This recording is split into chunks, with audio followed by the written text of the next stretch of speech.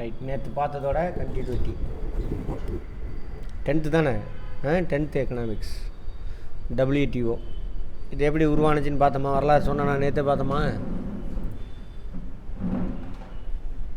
நியாயமான வர்த்தகமானது ஏற்றுமதி இறக்குமதி சிறிய விவசாயிகளை உலகளாவிய சந்தை இடத்தில் ஒரு சுறுசுறுப்பான பகுதியாக வைப்பதோடு நுகர்வோருக்கு அதிகாரம் அளிக்கவும் கொள்முதல் செய்யவும் அவர்களின் மதிப்பை ஆதரிக்கவும் நோக்கமாக கொள்ளும் ஒரு வழிமுறை ஆகும். என்ன சொல்ல வரான் புரியுதா? இப்போ நம்ம ஊரில் விளையிறது அமெரிக்காவில் கிடைக்கும் அப்படின்றான். அது மாதிரி நுகர்வோர் இருக்கும். அங்கே உள்ளவன் நம்ம ஊரில் உள்ள முருங்கைக்காய் இதெல்லாம் வாங்கி சாப்பிடணுன்னு ஆசைப்பட்றான். கீரை, முருங்கைக்கீரைலாம். WTO இந்த மாதிரி எக்ஸ்போர்ட் இம்போர்ட் நல்லா இருந்தால் தான் என்ன ஆகும்? கிடைக்கும். இதெல்லாம் இங்கே உள்ள பொருள் அங்கே கிடைக்காது. அதை தான் சொல்ல வராங்க. ஒரு பக்கம் நுகர்வோர், இன்னொரு பக்கம் விவசாயி அப்படின்னு சொல்கிறாங்க. ப்ளஸ்ஸை மட்டும் சொல்கிறானுங்கன்னு வச்சுக்கோங்களேன். இதில் உள்ள மைனஸ்லாம் இருக்குது ஏகப்பட்டது. ராகுல்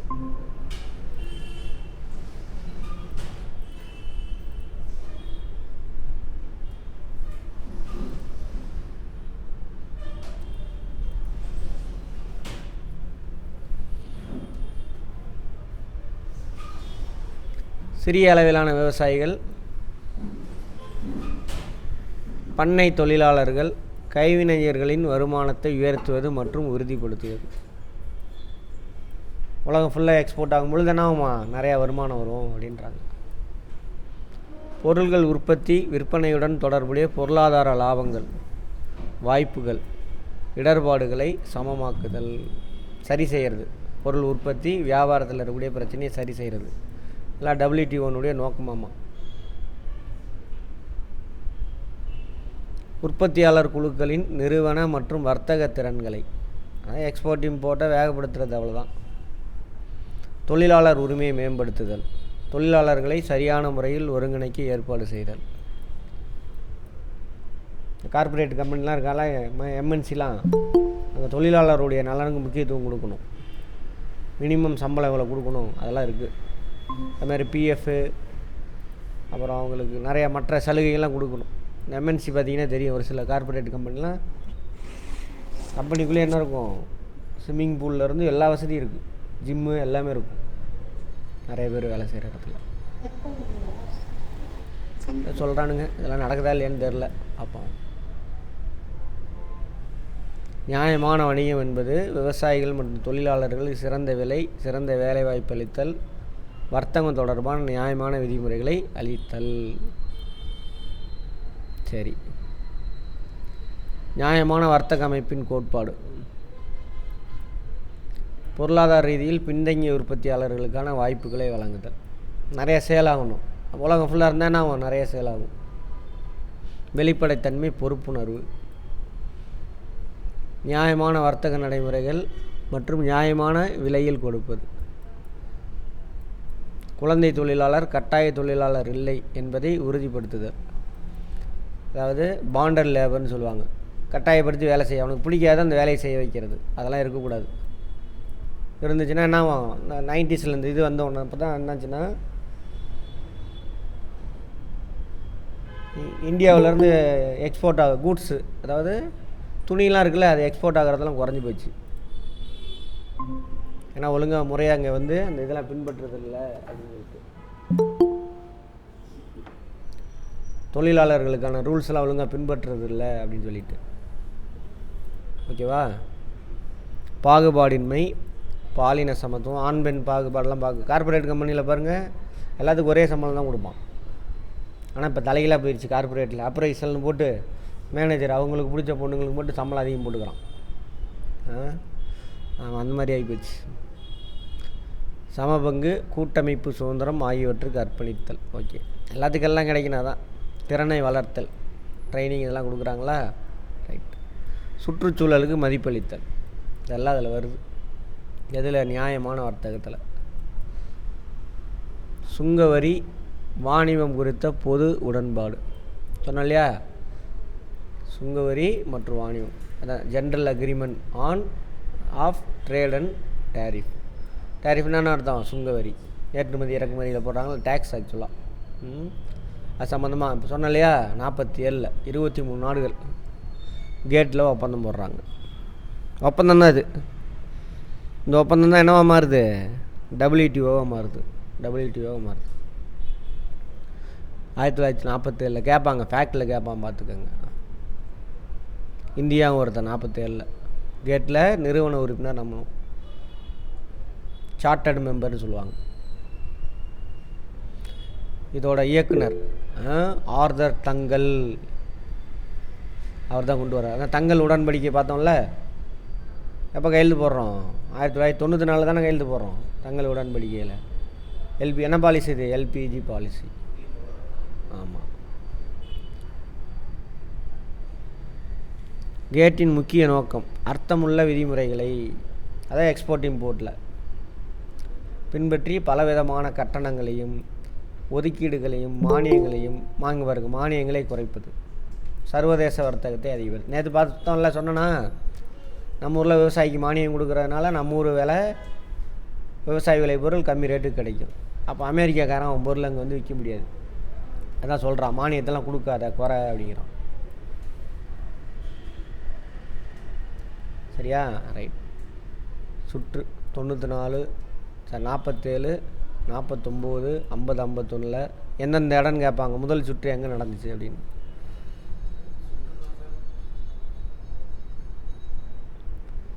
சுற்றுனாவா? அதான் பேச்சுவார்த்தை. முதல் சுற்று பேச்சுவார்த்தை, இரண்டாம் சுற்று பேச்சுவார்த்தைன்றாங்களே, அது நடந்த இடம் ஃப்ரான்ஸில் அன்னிசி 2 வருஷம் கழிச்சு. அடுத்த 2 வருஷம் கழிச்சு இங்கிலீஷில் இங்கிலாந்தில் டார்க்வே. மூன்றாவது சுற்று 4 5 6 சுவிட்சர்லாந்து ஜெனீவாவில் நடக்குது. கேட்பாங்க எந்த சுற்று எங்கே நடந்துச்சு அப்படின்னு கேட்பாங்க. Round, first round, second round, அது மாதிரி.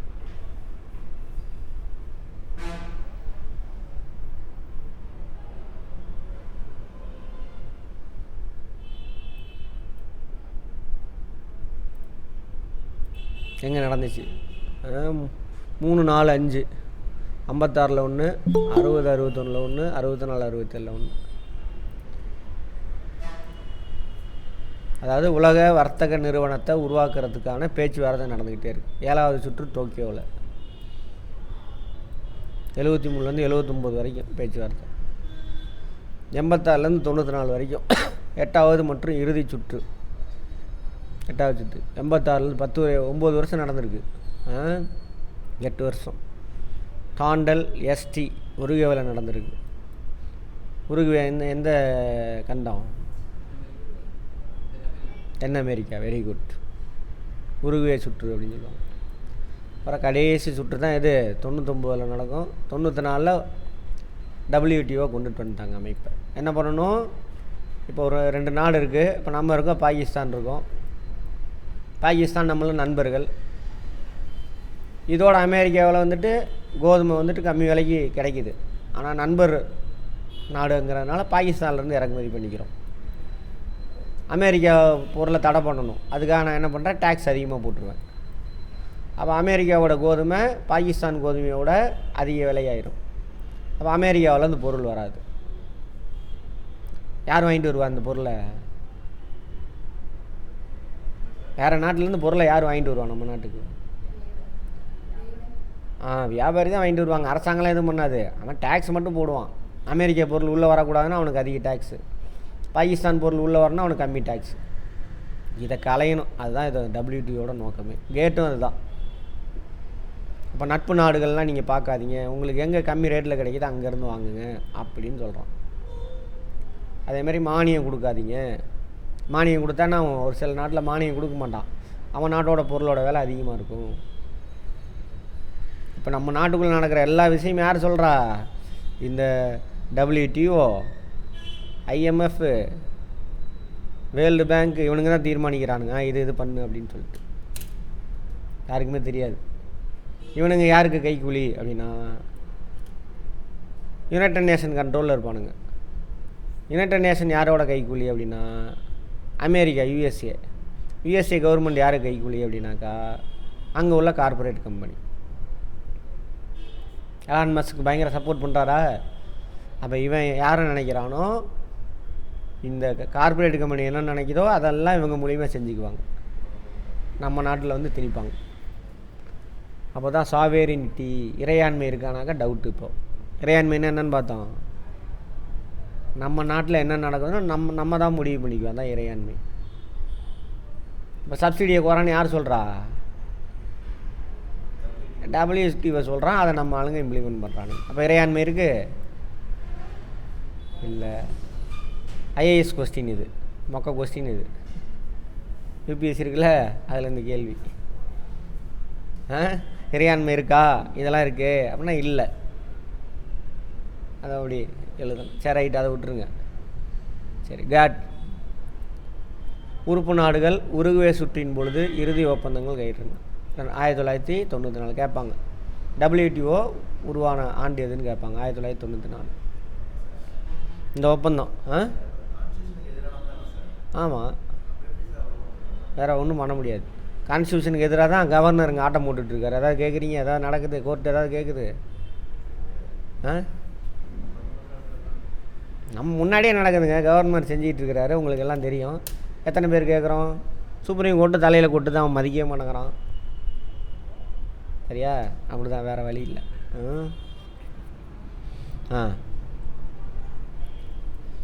ஒப்பந்தம் ஃபைனலைஸ் பண்ணது 1994 உருகே ரவுண்டு. எத்தனாவது ரவுண்டு? 8வது ரவுண்டு.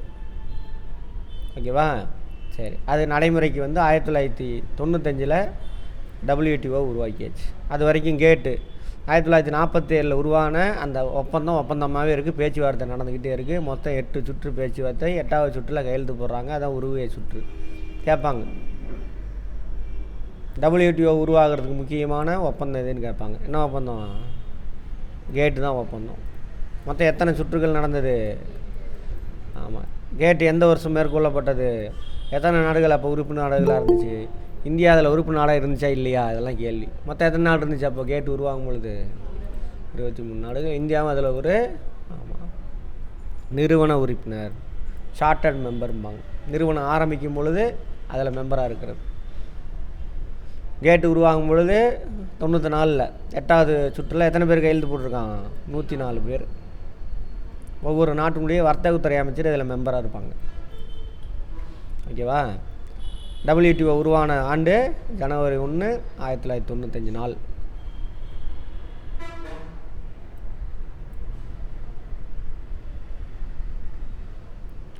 வேர்ல்டு ட்ரேட் ஆர்கனைசேஷன், அதோட தலைமையகம் ஜெனீவா, சுவிட்சர்லாந்தில் இருக்குது.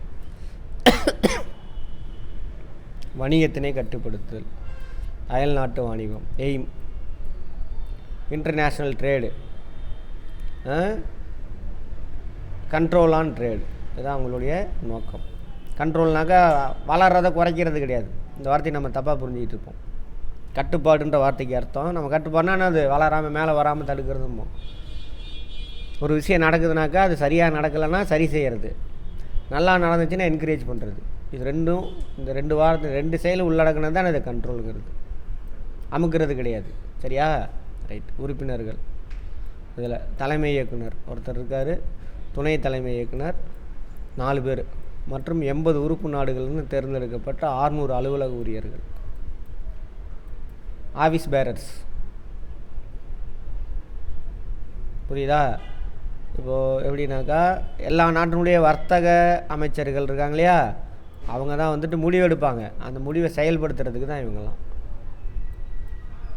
இப்போ எக்ஸாம்பிள், பார்லிமெண்ட்டில் எல்லாம் முடிவு எடுக்கிறாங்க, செயல்படுத்துறதுக்கு யார் இருக்கா? பணியாளர் இருக்காங்கள்ல, IAS ஆஃபீஸர்லேருந்து கடைநிலை ஊழியர் வரை அவங்க. குறிக்கோள், உலக வர்த்தக அமைப்பின் குறிக்கோள். இதுக்கு முன்னாடி அது எதோட குறிக்கோள் பார்த்தோம்? நியாயமான வர்த்தகத்தினுடைய குறிக்கோள், நியாயமான வர்த்தக நடைமுறைகள், அதான் பார்த்தோம். விவசாயி கிடைக்கணும், நுகர்வோருக்கு கம்மி ரேட்டில் கிடைக்கணும், எல்லாத்துக்கும் எல்லாம் கிடைக்கணும், சமத்துவம் இருக்கணும், இயற்கையை பாதிக்கக்கூடாது, இது நியாயமான வர்த்தகம். இப்போ WTOனுடைய குறிக்கோள் என்ன சார்னு சொல்கிறாங்க? விதிகளை அமைத்தல், எப்படி ஏற்றுமதி இறக்குமதி பண்ணணும்னு விதி உருவாக்குவாங்க. விதினா எல்லோரும் ஃபாலோ பண்ணணும். வர்த்தக தாராளமயமாக்கலுக்கான பேச்சுவார்த்தை மற்றும் கண்காணிப்பதற்கான ஒரு மன்றத்தை வழங்குதல். தாராளமயமாக்கல் பார்த்தோம்ல, ஈஸியாக ஒரு பிஸ்னஸ் ஆரம்பித்து ரன் பண்ணணும், அதை எல்லா நாடுகளும் ஃபாலோ பண்ணுதான்னு வாட்ச் பண்ணுறதுக்கு ஒரு குழுவை உருவாக்குறாங்களாமா. 2 நாட்டுக்குள்ளேயே ஏற்றுமதி இறக்குமதியில் பிரச்சனை இருந்தால் என்ன பண்ணணும், அதை சரி செய்யணும், பேச்சு தீர்த்து வைக்கணும். நிலையான முன்னேற்றம் பார்த்தோமா, சஸ்டைனபிள் டெவலப்மெண்ட், இயற்கையை அழிக்காமல் வளரும். அப்போ இங்கே ஒரு பொருள் உற்பத்தி ஆகுதுனாக்கா அது என்விரான்மெண்ட்லாம் பொல்யூட் ஆகுது எல்லாம் பார்த்து தான் இங்கேருந்து நம்ம பொருளே வாங்குவானுங்க. அவனுங்க எல்லாம் தடை போட்டுருவாங்க. சொன்னா இல்லையா, 1990 2000 பார்த்தீங்கன்னு வச்சுக்கோங்க, நம்ம சேலம் ஃபுல்லாக எக்ஸ்போர்ட்டு ஃபேப்ரிக்ஸு, துணி கையில் நெஞ்ச காட்டன் துணி, பியூர் காட்டன் கையில் நெஞ்சு யூரோப்பியன் கண்ட்ரீஸ்க்கெலாம் போகும். இங்கிலாந்து, ஜெர்மனி இங்கெல்லாம் போகும். அது எல்லாத்தையும் க்ளோஸ் ஆகிடுச்சு. என்னடானாக்கா இங்கே கெமிக்கல் ஒழுங்காக ஃபாலோ பண்ணுறதில்ல. அவங்க நாம்ஸ் படி ஸ்கின் அலர்ஜி ஆகுறது அந்த மாதிரிலாம் இருக்குது. அப்புறம் அந்த கெமிக்கலை சாயம் போடுறாங்கள்ல கலரு, அது இங்கே ஆற்றுல போய் ஆற்றெல்லாம் சீர்படுத்துகிறோம், சீரழிக்கிறோம் அப்படின்றத காரணம் காட்டி பேன் பண்ணானுங்க. அதான் எக்ஸ்போர்ட்டில் அழிஞ்சு போச்சு. குகை ஏரியாவில் தெரியுமே, இப்போலாம் பார்த்துருப்பீங்க, எல்லாம் சொல்லுவாங்க, கேள்விப்பட்டிருப்பீங்க. இப்போ குறைஞ்சிருச்சு, ரொம்ப ரொம்ப ரொம்ப கம்மி, 10% கூட இல்லை. சுற்றுச்சூழல் ஆகிய இரண்டையும் ஒன்றிணைத்து அறிமுகம் செய்தல் WTOனுடைய குறிக்கோள், எய்ம். உலக வர்த்தகத்தில் வளர்ந்து வரும் நாடுகள் ஒரு சிறந்த வளர்ச்சிக்கு பாதுகாப்பு இருத்தல். வளர்ந்த நாடுகளே என்ன பண்ணணும், பாதுகாப்பு கொடுக்கணும். வளர்ந்த நாடு மட்டும் தான், ஏன்னா வளர்ந்த நாடு ஆல்ரெடி அட்வான்ஸ்டாக இருப்பான், அவன் பொருள் தான் எல்லா இடத்துலையும் சேல் ஆகும். இப்போ அவன் பொருள் நம்ம ஊருக்குள்ளே வரும்போது நம்ம பொருள் என்ன ஆகாது, சேல் ஆகாது. அப்படி இருக்கக்கூடாது, அவங்களுக்கு பாதுகாப்பு கொடுக்குறோம் அப்படின்றானுங்க. வெளிப்படைத்தன்மை, எல்லாத்துக்கும் வேலை வாய்ப்பு கிடைக்கணும். அடுத்த இதில் ட்ரிப்ஸ்ன்னு சொல்லுவாங்க, trade related aspects of intellectual property rights. Intellectual ப்ராப்பர்ட்டினா தெரியுதா, அறிவுசார் சொத்துரிமை வார்த்தை பார்த்தோம். இப்போ நான் ஒரு பொருளை நான் தயாரிக்கிறேன் அப்படின்னாக்கா, கண்டுபிடிக்கிறேன், அதை நான் தான் கண்டுபிடிக்கிறேன், அதோட அறிவுசார் சொத்துரிமை என்கிட்ட கொடுத்துருப்பாங்க.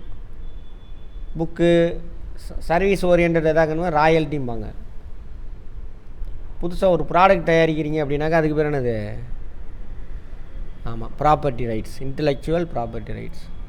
இப்போ ஒரு கம்பெனி இருப்பான், இப்போ பார்த்தீங்கன்னா தெரியும், இவன் இருக்கான்ல, ஸ்மார்ட் ஃபோன் ஒன்லி தயாரித்து வெளியிட்டவன் யார், ஃபஸ்ட்டு ஆப்பிள். அந்த நிறுவனம் தான் அந்த வேலையை பண்ணது.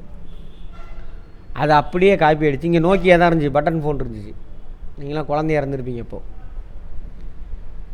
2005 10 நடந்த விஷயம், ஃபுல்லாக நோக்கியா செல்ஃபோன் தான்.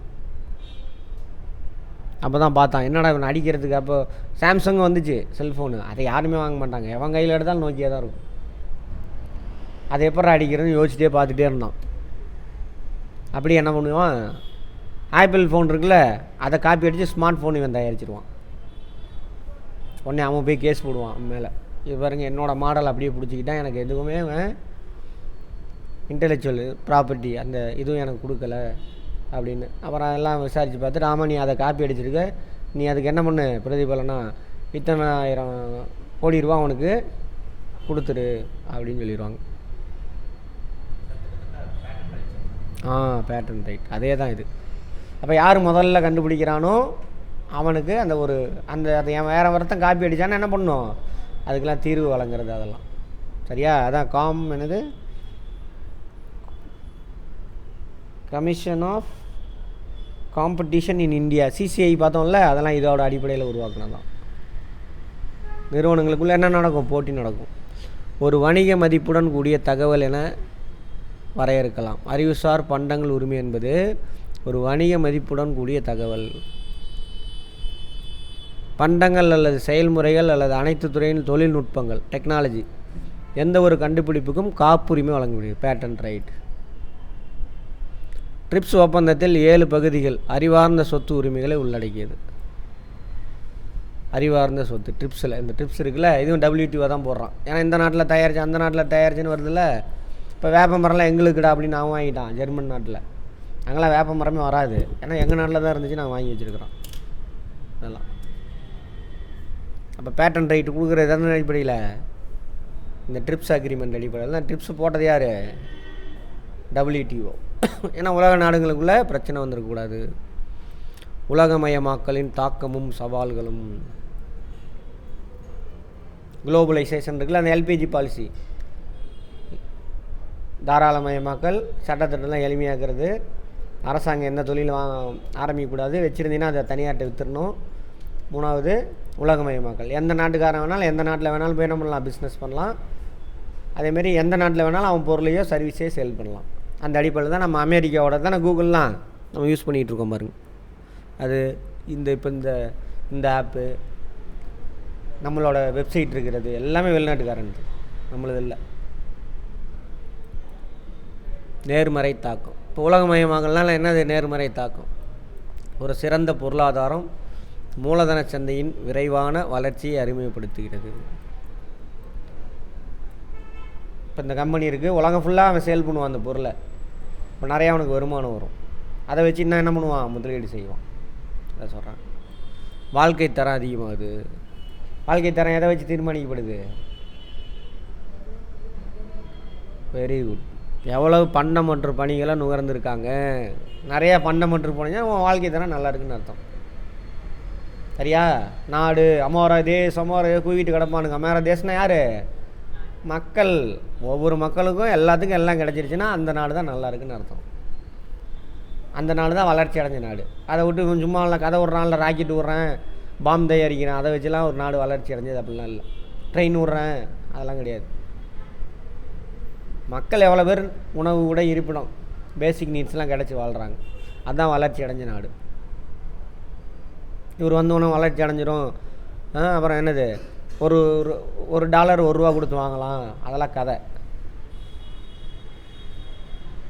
சரியா? அப்படி தான் சொல்லி தான் வந்தானுங்க, ஆட்சி அமைச்சானுங்க. இப்போ வறுமை கோட்டு கீழே உள்ளவங்களுடைய எண்ணிக்கை இந்தியாவில் அதிகமாகிட்டே போகுது.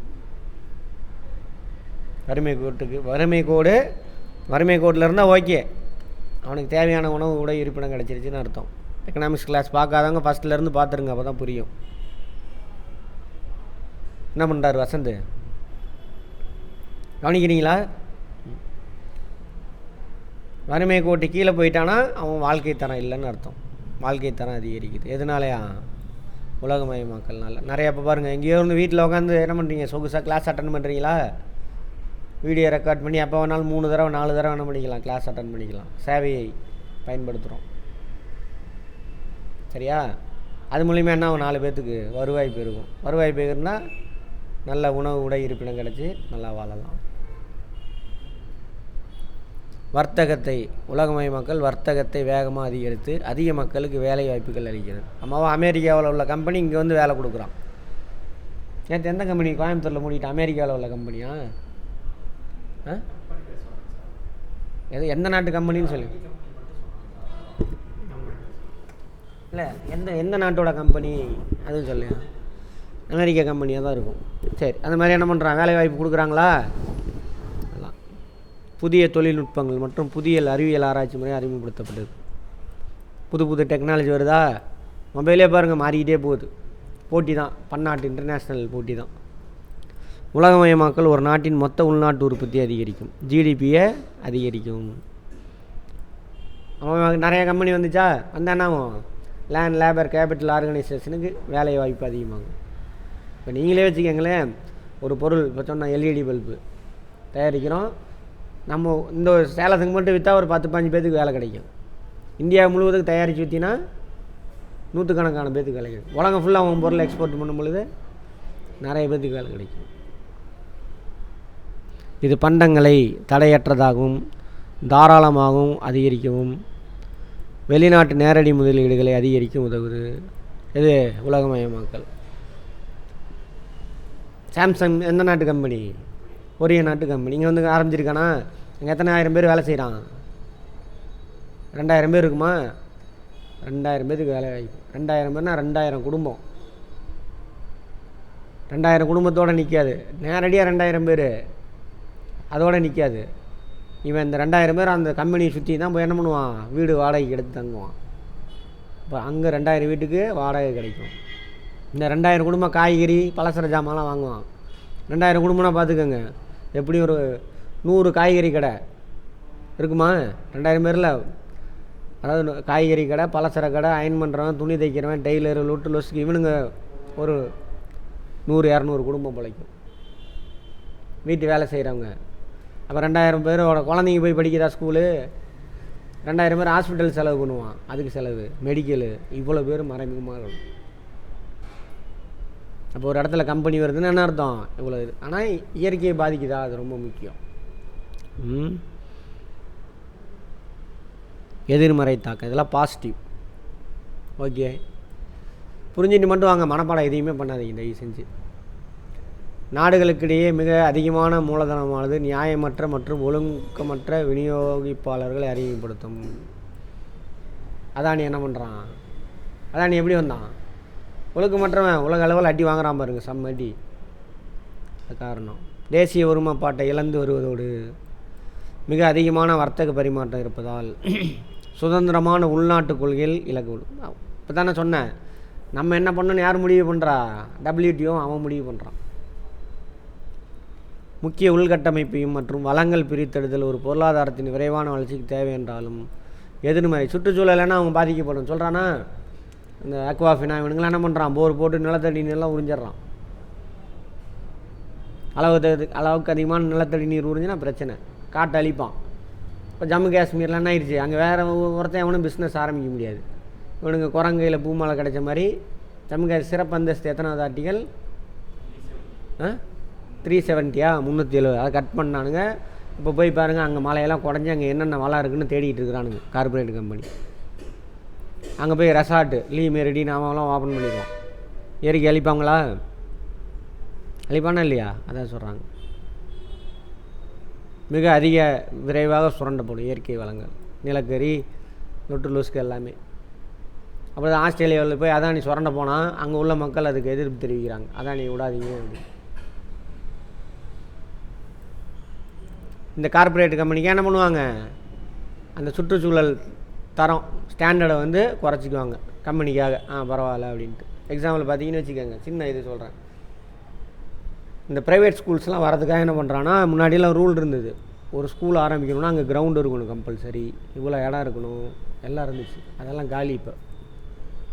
அதே மாதிரி ஒரு ஸ்கூலு ஒரு இன்ஸ்டியூஷன் 3 இன்ஸ்டியூஷனுக்கு ஒரே கிரவுண்டு வச்சுக்கலாம், அது மாதிரிலாம் மாற்றிட்டானுங்க. அதோட விளைவு தான் இந்த கார்பரேட் ஸ்கூல் இருக்குல்ல, சைத்தன்யா, கீத்தன்யா, இந்தியன் பப்ளிக்கு இருக்கா, அவனுங்களாம் அப்படி தான். அங்கே போய் பாருங்கள், கிரவுண்டே இருக்காது, விளையாட்டுக்கு முக்கியத்துவமே இல்லை. எல்லாம் போய் குழந்தைங்களாம் பார்த்தா பாவமாக இருக்குது. போனேன் ஒரு தடவை அந்த ஸ்கூலுக்கெல்லாம், கெஸ்ட்டாக போயிருக்கேன். யோகா டேக்கு வந்து என்னை கூட்டிகிட்டு போனாங்க, இல்லை ஸ்போர்ட்ஸ் டேன்னு நினைக்கிறேன். ஆனால்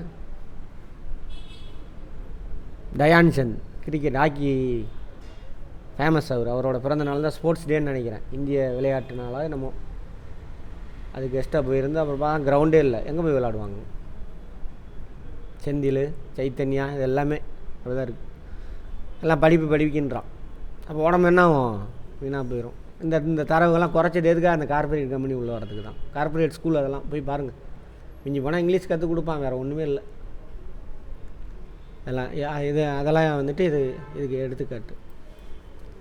சவால்கள், சேலஞ்சஸ், எதிர்கொள்ள வேண்டியது. இதில் ஆக்சுவலாக இருக்கக்கூடிய பாசிட்டிவ் திங்ஸு, இது நெகட்டிவ் திங்ஸு. இன்னும் என்னென்ன பிரச்சனையெல்லாம் இருக்குது. உலகமயமாக்கலின் நன்மைகள் எல்லா நாடுகளுக்கும் தானாக கிடைக்காது. நம்ம இந்தியாவிலே எடுத்துக்கங்களேன், தமிழ்நாடோட வளர்ச்சியை வேறு, வட இந்தியாவில் போய் பாருங்கள் வேறு மாதிரி இருக்கும். தமிழ்நாட்டில் மாதிரி இருக்காது, சரியா? ஆமாம். வளர்ந்து வரும் உலகில் உலகமயமாக்கல் உறுதியற்ற தன்மைக்கு வழிவகுக்கும் என்பது அச்சத்திற்குரியது. வேகமாக வளர்ந்து வருதா, எப்போ வேணாலும் என்ன அவன் பொருளாதாரம் டப்புக்குன்னு விழுந்துடும். இப்போ பார்த்தீங்கன்னா 2005லேருந்து 10 வரைக்கும் அமெரிக்க பொருளாதாரம் டப்புக்குன்னு விழுந்துருச்சு, பயங்கர மோசமாக போயிடுச்சு. அவனுங்க ஏமாற்றிட்டு தரானுங்க. பொருள் உற்பத்தி ஆகினிக்கு வாங்கிறதுக்கு நாதி இருக்காது. 1920 இருந்துச்சு உலக பொருளாதார பெருமந்தம். அமெரிக்காவெல்லாம் பயங்கர அடி. அது 2005 to 10 உலக பொருளாதாரம் நிறைய நாடுகள் பாதிக்கப்பட்டுச்சு, ஆனால் இந்தியா மட்டும் பாதிக்கலை. அப்போ அமெரிக்கா பாதிச்சுன்னா பார்த்துக்கோங்க. வளர்ந்து வரும் உலகில் உலகமயமாக்கல் உறுதி, அதை முடித்தா அடுத்தது உலகளாவிய போட்டி அதிகரித்து ஊதியங்கள், தொழிலாளர் உரிமைகள், வேலைவாய்ப்பு நடைமுறைகள் ஆகியவற்றை அடிமட்டத்திற்கு கொண்டு செல்ல வழிவகுக்கும். இப்போ நான் வெளிநாடு கம்பெனி அங்கேருந்து கூட்டிகிட்டு வரேன், நம்ம ஆள் பேசி தமிழ்நாடு கவர்மெண்ட்டு. குஜராத்துக்காரன் சொல்கிறான், இல்லை நீங்கள் எங்கள் ஊருக்கு வாங்க, நான் இதோட என்ன வசதி செஞ்சு தரேன், தொழிலாளருக்கு ரொம்ப அடிமட்ட சம்பளம் கொடு, பரவாயில்ல, தொழில் சங்கங்கள் அமைக்க வேண்டாம். சாய்ஸ் பார்த்தீங்களா, நான் வரும்பொழுதே அக்ரிமெண்ட் போட்டு தான் வந்திருப்பான், தொழில் சங்கம்லாம் அமைக்கக்கூடாதுன்னு. அப்படி கொடுத்ததுனால தான் வந்திருப்பான். அப்புறம் இங்கே உள்ள கம்யூனிஸ்ட்லாம் போராடி அதை நீங்கள் அமைக்கணும், 2000 பேர் இருக்காங்களே அப்படின்னு கேட்டு போராடி அவங்களுக்கு 2 பேர்த்துக்கு சாதகமாக தமிழ்நாடு கவர்மெண்ட் அவங்களுக்கு தொழிற்சங்கத்தை அமைக்கிறதுக்கு பதிவு செஞ்சு கொடுத்துருக்காங்க. அதே உள்ளே போய் பார்த்தா தான் தெரியும், உள்குத்தெல்லாம் இருக்கும். அப்போ கூப்பிட்டாங்களாமா, எங்கள் ஊருக்கு வாங்க, பீகாருக்கு வாங்க, சாம்சங்கை. அது ஒரு நியூஸ்லாம் வந்தது பாருங்கள், சாம்சங் அங்கே வட இந்தியாவுக்கு வர சொல்லிட்டாங்க, தொழிற்சங்கம் அமைக்க வேண்டாம் அப்படின்னு. அதெல்லாம் நடக்கிறதுக்கு வாய்ப்பு இருக்குது. சமத்துவ உண்மை, பணக்காரன் ஆகிட்டே போவான், ஏழை ஆகிட்டே போவான். குழந்தை தொழிலாளர் முறை, அடிமைத்தனம் போன்ற நடவடிக்கை அதிகரித்து வருதாம்மா உலகமயமாக்கல்னால. துரித உணவுகள் உட்கொள்கிறாங்களா, இது fast food.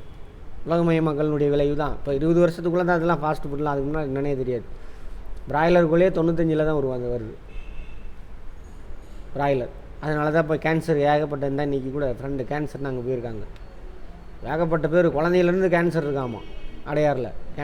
Adyar cancer centre உருவாக்குனது யார்? அடையார் கேன்சர் சென்டர் உருவாக்குனது யார்? லேடி பேர், சுதந்திரத்துக்கு முன்னாடியே உருவாக்கியிருப்பாங்க. வெரி குட், சொல்லுங்கள். முத்துலட்சுமி ரெட்டி. சரி, அது மாதிரிலாம் சுற்றுச்சூழல் பாதிப்பை ஏற்படுத்தும். உலகமயமாக்கலோட கான்செப்ட் தான் இந்த யூரியா, ரசாயன உரம், இது எல்லாமே. இன்னைக்கு கூட நேற்று கூட சண்டை, டெல்லி முதல்வருக்கும் ஹரியானா முதல்வருக்கும் பிரச்சனை. யமுனை நதியில் அமோனியா நிறையா கலந்து விட்டுறாங்க, எது ஹரியானா அப்படின்னு சொல்லிட்டு டெல்லி முதல்வர் கம்ப்ளைண்ட் பண்ணியிருக்காரு. உண்மை தான் அது. அமோனியா எதில் இருக்கும்? யூரியாவில் இருக்கும். வெள்ளம் வரும்பொழுது என்ன, நீ நிலத்தில் போடக்கூடிய எல்லா யூரியாவும் செடி உறிஞ்சிக்காது, மண்ணில் இருக்கும். வெள்ளம் மழை பெய்யுதில் அதிகமாக, அது வரும்பொழுது அதை அடிச்சுட்டு எங்கே போகும்? ஆற்றுக்கு தான் போகும். அது உண்மை தான் அது. அப்போ ஆறு சீரழியும் எல்லாமே நடக்கும். இதெல்லாம் யார்? கார்ப்பரேட் செய்கிற சூழ்ச்சி. சரி, இந்த அந்நிய செலாவணி என்ன பண்ணும்? அந்நிய செலாவணின்னா இது வெளிநாட்டு பணம்.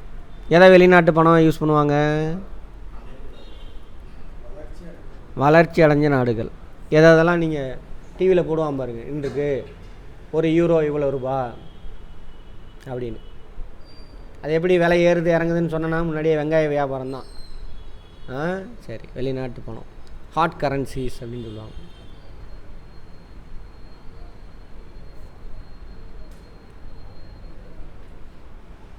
இப்போது நான் இங்கே இருக்கிறேன் இந்தியாவில். இந்த சட்டம் எதுக்கு கொண்டு வந்தாங்கன்னு சொல்கிறேன் பாருங்கள். ஃபாரின் எக்ஸ்சேஞ்ச் ரெகுலேஷன் ஆக்டாக இருந்தது, 1974 கொண்டு வந்தாங்க. வெளிநாட்டு பணத்தை கட்டுப்படுத்துறதுக்கான சட்டம். அதை ஏன் சார் கட்டுப்படுத்தணும் அப்படின்னா,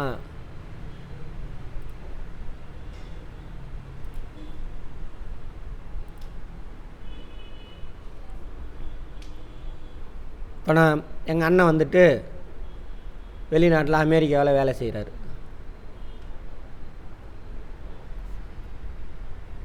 அவருக்கு அங்கே ஒரு $5000 வாங்குறாரு, $2000 செலவு பண்ணுறாரு, மிச்சம் $3000 எனக்கு அனுப்பி வைக்கிறார், எங்கள் வீட்டுக்கு அனுப்பி வைக்கிறார். ஓகேவா? $3000 எவ்வளவு நம்ம காசு? 2,40,000. மாதம் 2,40,000 வருதுன்னு வச்சுக்கோங்க. எனக்கு அனுப்பி வச்சோன்னே நான் என்ன பண்ணுவேன்? இந்த $3000 கொண்டு போய் அந்நிய செலாவணியின் பாதுகாவலன் இந்தியாவில் யாருன்னா ஆர்பிஐ. அந்நிய செலாவணிலாம் அவன்கிட்ட தான் கொடுக்கணும். அவன் அவனுடைய ஏஜெண்ட் யாராவது இருப்பாங்க நாடு முழுவதும். அவன்கிட்ட கொண்டு போய் இந்த $3000 கொடுத்துருவேன். ஓகேவா? பணமாக மாற்றிக்குவேன் நான், நம்ம ஊர் பணமாக மாற்றுவேன். மாற்றும் பொழுது எங்கள் வீட்டு கணக்கில் இது வந்துடும், 2,40,000 மாதம் மாதம் சிவாவோட ஃபேமிலிக்கு வருதுங்க அப்படின்னு. இயர் எண்டில் என்ன பண்ணணும்? இன்கம் டேக்ஸ் கட்டுறதுக்கான சீலிங் எவ்வளவு? மேக்ஸிமம் மினிமம் 5 லட்ச ரூபா. 5 லட்ச ரூபாய்க்கு மேலே இருந்தாங்க நான் என்ன பண்ணணும்? இன்கம் டேக்ஸ் கட்டணும் அரசாங்கத்துக்கு. இப்போ என்ன ஆயிடுச்சு? 5 லட்சத்துக்கு மேலே போயிடுச்சா? எவ்வளோ வரும்? 2,40,000. 10 மாதத்துக்கே 24 லட்சம். அடுத்து ஒரு 2 மாதம் 30 லட்ச ரூபா எனக்கு வருமானம். 5 லட்ச ரூபாய்க்கு டேக்ஸ் கட்டக்கூடாது, தேவையில்லை. 30 மிச்சம் 25 லட்ச ரூபாய்க்கு நான் டேக்ஸ் கட்டணும். இப்போ அரசாங்கத்துக்கு என்ன பண்ணுவேன்? டேக்ஸ் கட்டுவேன். 25 லட்சமா எப்படி? 10% வச்சுக்கோங்க. 2.5 லட்ச ரூபா கட்டணும் நான். 10% வச்சாவே அது அதிகமாக தான் இருக்கும். 2.5 லட்ச ரூபா நான் கட்டணும் அரசாங்கத்துக்கு. ஓகேவா? அரசாங்கத்துக்கு கிடைக்கும். நான் ஒரு ஆள் மட்டும் சொல்கிறேன், இது மாதிரி எத்தனை பேர் இருப்பாங்க? இது அடுத்தது யூஎஸ் டாலர் நமக்கு கிடச்சிச்சா? $3,000 இந்தியாவுக்கு கிடச்சிருக்கு. இந்த யூஎஸ் டாலரை வச்சு தான் என்ன பண்ணுவான்?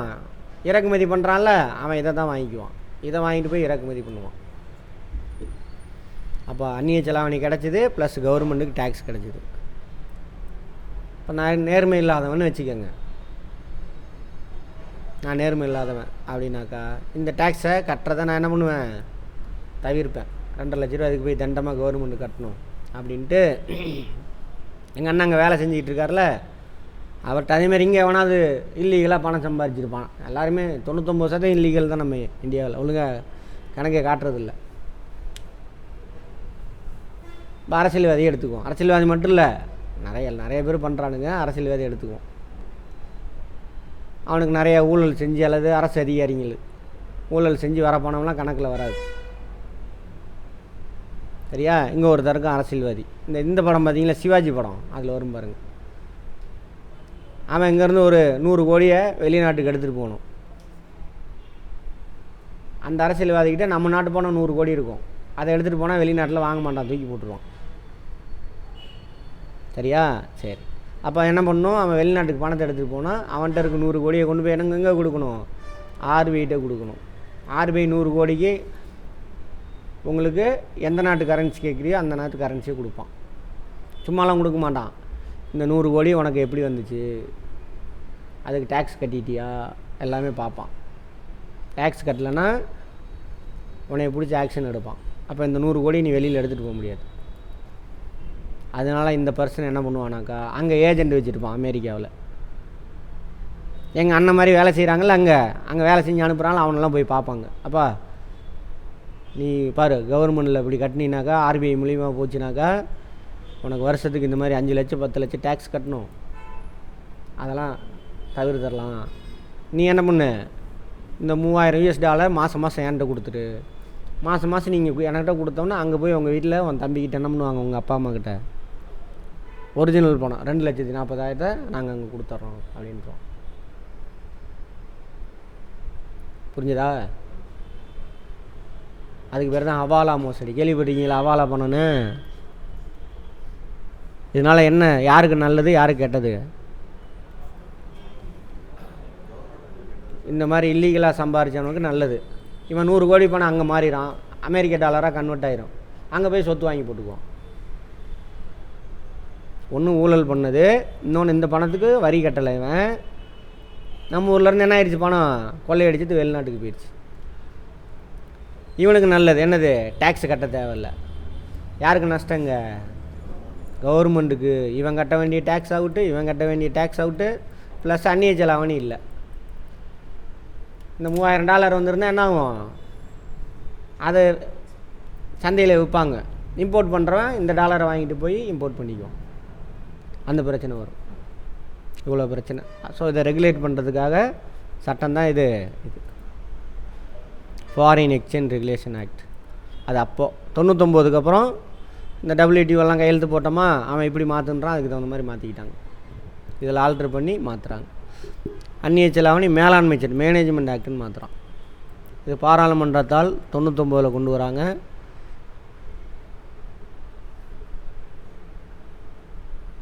கட்டுப்பாடு. இந்த கட்டுப்பாடுன்னு இருக்குல்ல அப்படிங்கிறதுக்கு என்ன வார்த்தை மாறுது? மேனேஜ்மெண்ட்டுன்னு மாறுது, மேலாண்மை சட்டம்னு மாறுது. இது பயங்கர இதாக இருந்துச்சு, தண்டனையெல்லாம் பயங்கரமாக இருந்தது. இது கொஞ்சம் லிபரலைஸ் பண்ணியிருப்பானுங்க, வேறு ஒன்றும் கிடையாது. கேட்பாங்க ஃபெரா, இதுக்கு பேர் ஃபெரா சுருக்கமாக ஃபெரா, ஃபாரின் எக்ஸ்சேஞ்ச் ரெகுலேஷன் ஆக்ட். இதுக்கு பேர் ஃபெமா, மேனேஜ்மெண்ட் ஆக்ட். எந்த வருஷம்னு கேட்பாங்க. உலக வர்த்தக அமைப்பின் தலைவர் யார்? இந்தியாவில் காலனி ஆதிக்க வருகை போர்ச்சுகீசியர் தான் ஃபஸ்ட்டு. டச்சு, ஆங்கிலேயர், டேனிஷு, ஃப்ரெஞ்சு. ரைட், ஆர்டராக இருக்குது. ஹிஸ்ட்ரிலையும் கேட்பாங்க, ஆர்டராக எழுதுங்க. இந்தியாவுக்கு கடல் வழி வாணிபத்துக்குள்ள வந்த போர்ச்சுகீசியர்கள், சரி ஐரோப்பியர்களை வரிசை கிரகமாக எழுதும்பாங்க. அது ஒரு கொஸ்டின் பார்த்துக்கோங்க.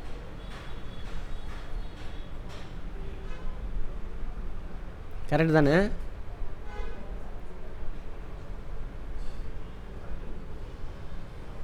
இதான் கரெக்டு. ஆமாம், ஃபஸ்ட்டு போர்ச்சுகீசியர், கடைசியாக தான் ஃப்ரெஞ்சு வருவான், மூணாவது ஆங்கிலேயர்கள். இதான் கரெக்ட். கேட் முதல் சுற்று நடைபெற்ற இடம். முதல் சுற்று அங்கேயே நடந்துச்சு.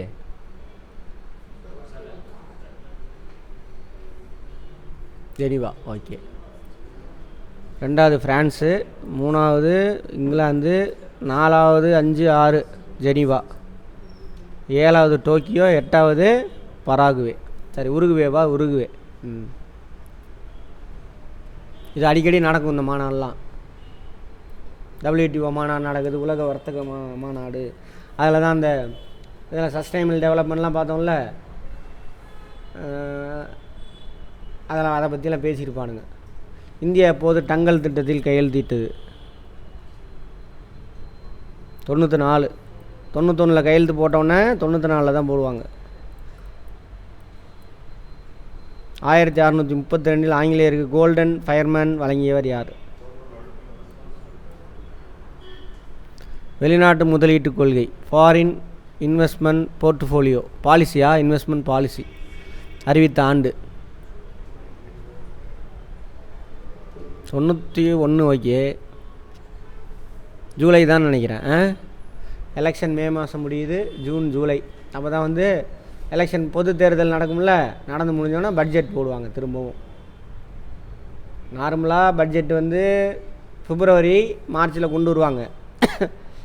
பட் எலெக்ஷன் வருதுன்னு வச்சுக்கோங்க, அதுக்கு முன்னாடி பிப்ரவரி மார்ச் டம்மி பட்ஜெட்டு. திரும்ப பொது தேர்தல் முடிஞ்சதுக்கப்புறம் மே மாதம் நடக்கும். புது கட்சி ஆட்சிக்கு வந்தோன்னா அவங்க புதுசாக கொண்டுட்டு வருவாங்க. ஸோ ஜூனா ஜூலையா? ஜூன் ஜூலை.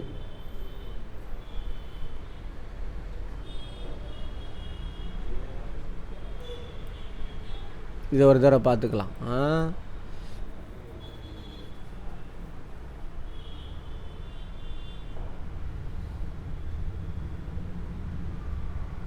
ஜூன்.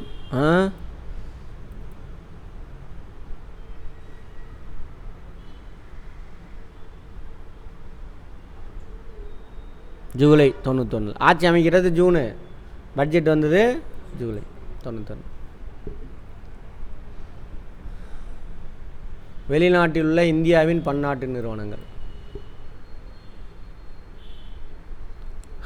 ஹீரோ, இது ஹீரோ மோட்டார் கார்பரேஷன். தலைமையகம் டெல்லி. ஆட்டோமொபைல் தொழிலோட வகை என்னது? ஆட்டோமொபைல். ஆட்டோமொபைல்னா என்ன?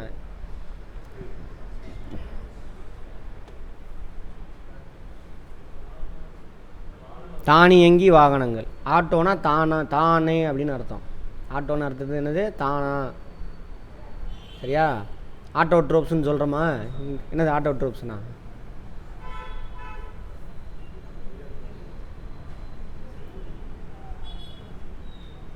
தாவரங்கள் தான் ஆட்டோ ட்ரோப்ஸு. உணவு உற்பத்தியாளர்கள், அவங்களோட உணவை அவங்களே தயாரிக்கிறாங்க. ஆட்டோ அப்படின்னா அர்த்தம் தானா அப்படின்னு அர்த்தம். மொபைல்னால் இயக்கம், தானியங்கி வாகனம், அதுதான் ஆட்டோமொபைல்ஸ். தாய்மொழியில் புரிஞ்சுக்கிட்டிங்கன்னா மற்றதெல்லாம் ஈஸி. இங்கிலீஷ்லாம் சும்மா டுபாகூர். நிறுவனம் இயங்கும் நாடுகள். கொலம்பியாவில் இருக்காமா. கொலம்பியா எங்கே இருக்குது? கொலம்பியாவை இப்போ ரீசெண்டாக எதுலேயும் இப்போ அடிபடிச்சு. கொலம்பியா பாருங்கள், படிக்கிறீங்க, அப்படி உட்காந்து படிச்சுட்டே இருக்கீங்க.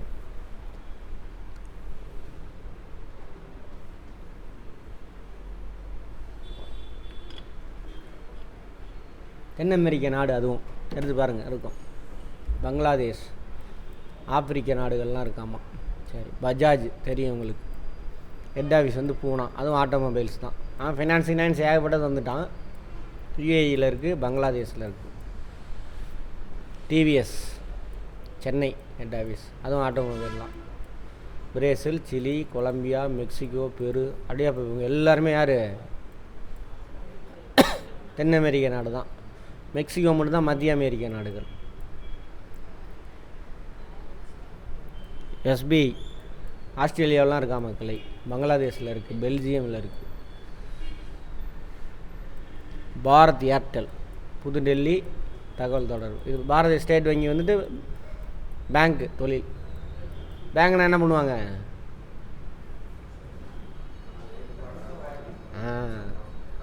சர்ப்ளஸாக பணம் வச்சுருக்கிறவன்ட்டு வாங்கி அதான் டெபாசிட்டு கலெக்ட் பண்ணி தேவைப்படுறவனுக்கு கடன் கொடுப்பான். ஹோட்டல்னால் ஹோட்டல் பிஸ்னஸ்.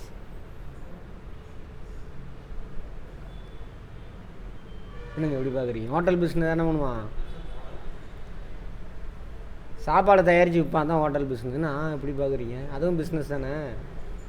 நீங்கள் பிஸ்னஸ்னால் கம்பெனி, கார் கம்பெனி அப்படின்னு நினச்சிட்டு இருக்கீங்க. அதான் சொன்னேன், விவசாயத்திலேருந்து ஏரோப்ளைன் தயாரிக்கிற கம்பெனி எல்லாமே பிஸ்னஸ் தான். சரியா? அடுத்தது தகவல் தொடர்பு, தெற்காசியா, ஆப்பிரிக்காலாம்.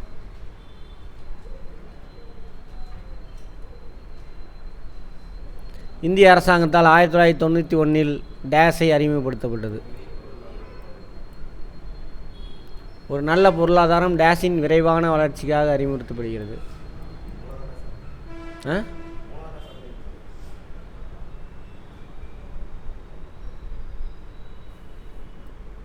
சரி இருக்கட்டும். அடுத்தது உலக வர்த்தக அமைப்பு ஒப்பந்தம்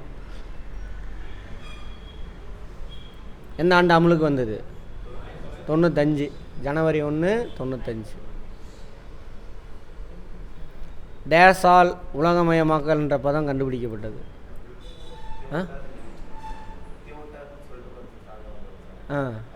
அவர் பேர் திவோட்டார்.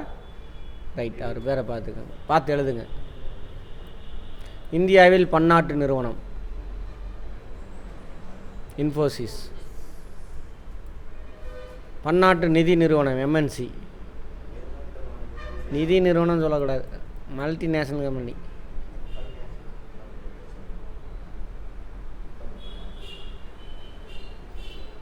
உற்பத்தி செலவு குறையும். நிறைய நாட்டுக்கு உற்பத்தி செய்கிறாலும் உற்பத்தி பெருக. சுங்கவரி வாணிபம் குறித்த பொது உடன்பாடு கேட்டு 47. 8வது உருகுவே சுற்று 1900. உலக வர்த்தக அமைப்பு சிம்பிள், ஏற்றுமதி இறக்குமதி. சரியா? அதை கட்டுப்படுத்துறது, அவ்வளோதான். மெயினாக கார்ப்பரேட் கம்பெனிக்காக, அதான் அவனுங்களோட வேலை. அதோட அந்த பாடம் முடிஞ்சுது. புரிஞ்சுக்கங்க, மனப்பாடம் பண்ணாதீங்க எதையும்.